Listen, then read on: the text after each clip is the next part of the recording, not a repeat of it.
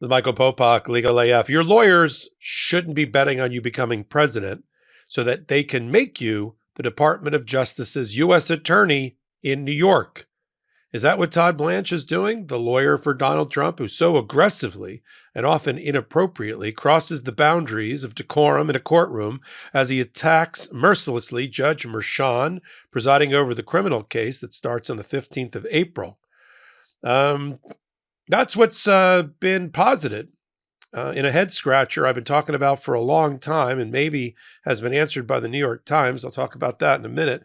I always wondered, and I've said it on Legal AF over and over again, what compelled lawyers who at one time have been considered at the top of their game, like Chris Keiss or Todd Blanche, to do almost the exact same thing at the exact same time, which is to leave their lucrative partnerships at well-established law firms, one in Florida for Chris Keiss, one in New York, well known for Todd Blanche, and go out on their own to open up solo practitioner offices with one or two lawyers and a paralegal with one dominant client, basically a captured law firm servicing Donald J. Trump. What would compel someone to do that? Now, look, there's the obvious answer. It's green, and it has presidents' pictures on it. Money. That is the easiest answer and likely the most compelling one. But, I've left a firm or two in my day to move on to better opportunities for me. So I'm not faulting somebody from trying to progress their career, change its trajectory. But I do fault somebody if the reason they're doing it is they're trying to curry favor with a client who could get back into the White House in order to reward that person with his plum job. Now, there's no secret that Todd Blanche, after he left a 13-year run at the U.S. Attorney's Office, Southern District of New York, which is considered to be the creme de la creme, the plum assignment within the Department of Justice. Other than working at Main Justice in Washington, it is considered to be the most elite, the most prestigious of positions in the entire country. You become the U.S. attorney for the Southern District of New York, and when you come out, you can write your own ticket financially. There's no way around it. I know a few of those people. Listen, if you're a high-up deputy assistant attorney general or deputy assistant U.S. attorney, or someone that headed one of their divisions, criminal division, civil division, appellate division, you can write your own ticket too. You control your own fate and your own destiny. The difference is the people that I know that occupied those positions weren't quitting their law firms, taking on one client in order to try to return that person to the White House and be rewarded as a result. Now, it's no secret. You can go on LinkedIn and find that Todd Blanche used to work at a old, what we call in New York, old white shoe firm, mainline firm, silk stocking firm, Cadwalader, Wickersham, and Taft. Pretty sure Howard Taft, who used to be our president and on the Supreme Court, is the Taft in that title. So you know how old this law firm is, well established and all of that. I worked at a major Wall Street type New York law firm at one point, not on Wall Street. Doesn't have the history of Cadwalader.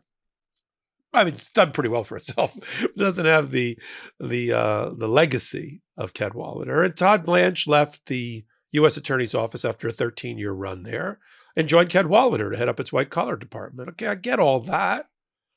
But the job, apparently, according to the reporting in the New York Times, led by Maggie Haberman, who else?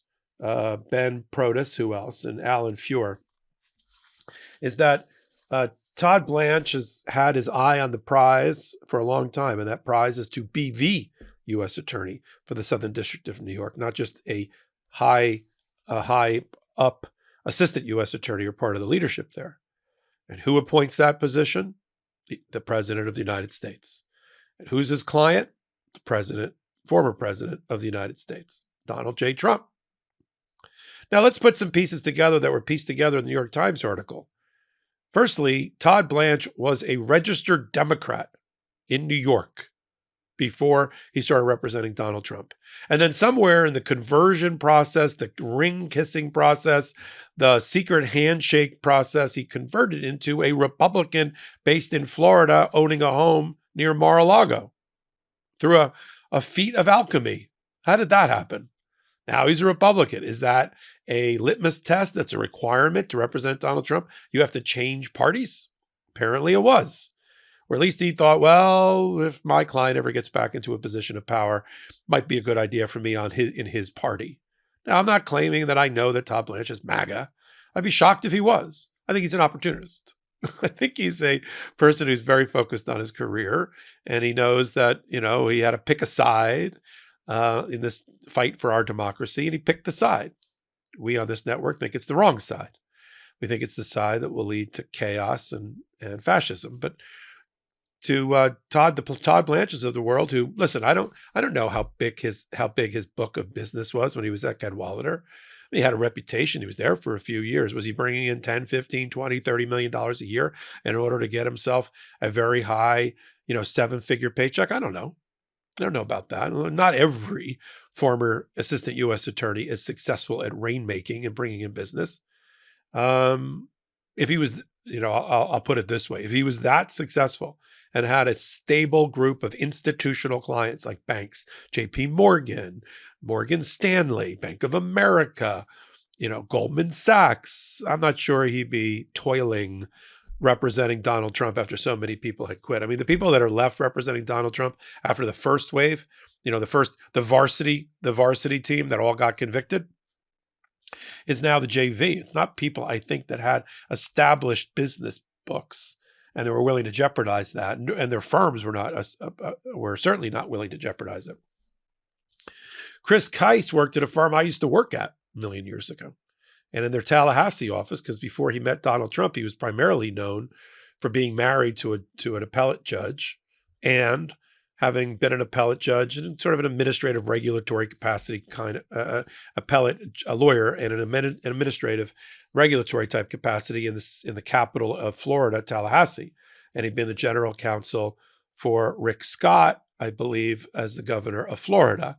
And is, sort of known in the halls and hallways and smoky back rooms of Tallahassee, Florida. It's a mover and shaker, somebody you want on your side, somebody who can move the levers of power, especially those that are in the hands of Republicans.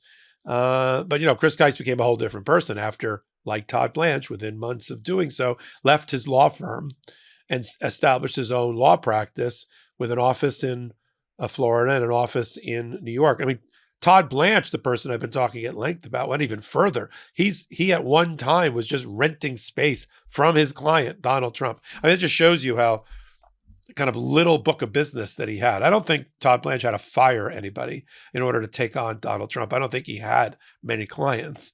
And so when his main and only client in what's become a captured or captive law firm needs space, of course, you take it in 40 Wall Street, the building that may be on the chopping block and on the auction block, courtesy of the New York Attorney General in the civil fraud case. What if you could support small family farmers and reduce your environmental imprint, all while enjoying the highest quality meat on earth?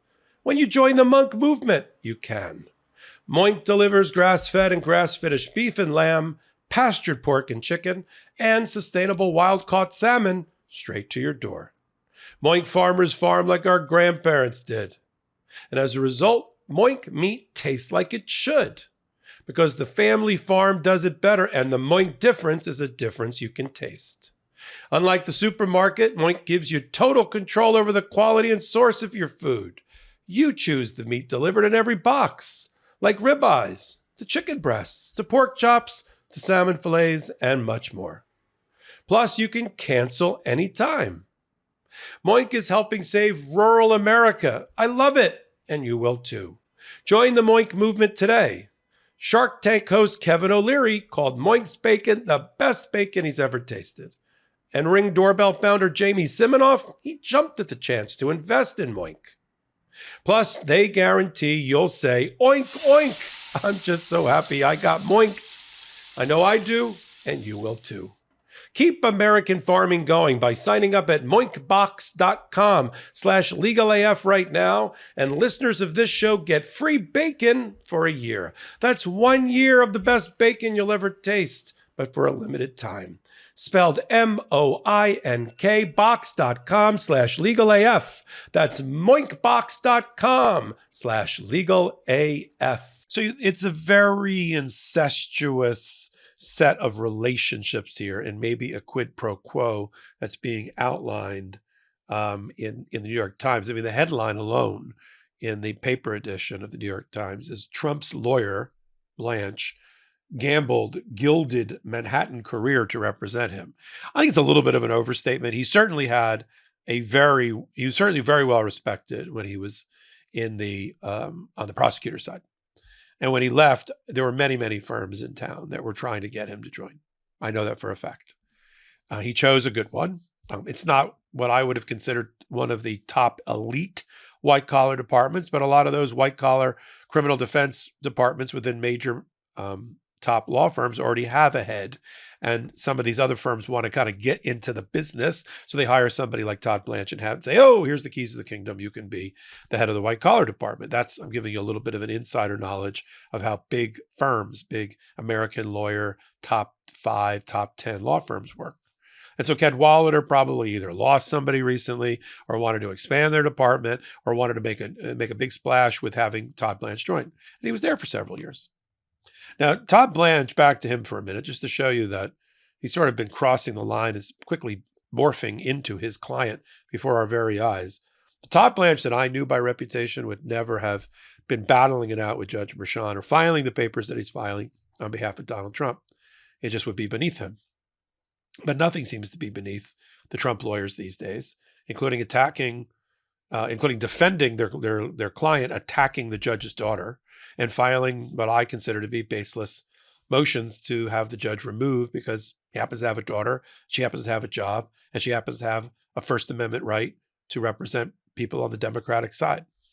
And that's basically the entire case.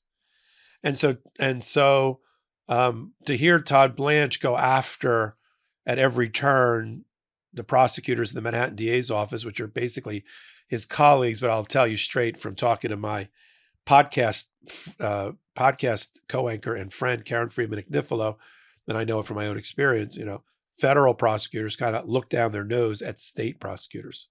There is a food chain or a hierarchy, at least in their heads. And they think they're the apex predator in the world of prosecutors at the Department of Justice and the U.S. Attorney's Office. And while the Manhattan DA gets along and often coordinates with the Southern District of New York or the Eastern District of New York out of Brooklyn, and as divisions of the Department of Justice, I'll just put it this way: the feds think that their you-know-what doesn't you-know-what. Fill in the blank. It's like Wheel of Fortune, but legal AF style. So you have him doing battle, like, for instance, recently, Judge Merchan, after Blanche accused the judge of judge misconduct and accused the Manhattan DA of prosecutorial misconduct over some subpoenaed documents that Trump, and therefore Blanche, was late in requesting himself, having caused his own prejudice, if there was any. The judge stopped him. He said, let me ask you something. Because people know Blanche, just like in the city. Mr. Blanche, what'd you do before you became a private attorney? So I was in the U.S. Attorney's Office, Your Honor, Southern District of New York, he said proudly. I said, okay. How many years were you there? He said, 13. Okay. Well, then in 13 years of being in the Southern District of New York as an assistant U.S. attorney, you know how difficult it is and how long the process takes to subpoena documents from your old office. And despite that, you waited until, 3 weeks before the trial was about to start your process, 4 weeks before the trial. So I don't want to hear about prosecutorial misconduct or judge misconduct when you don't have any of the evidence for that. And he basically, he didn't say it quite like this, but the way it came out to Blanche and to observers was, you should be ashamed of yourself.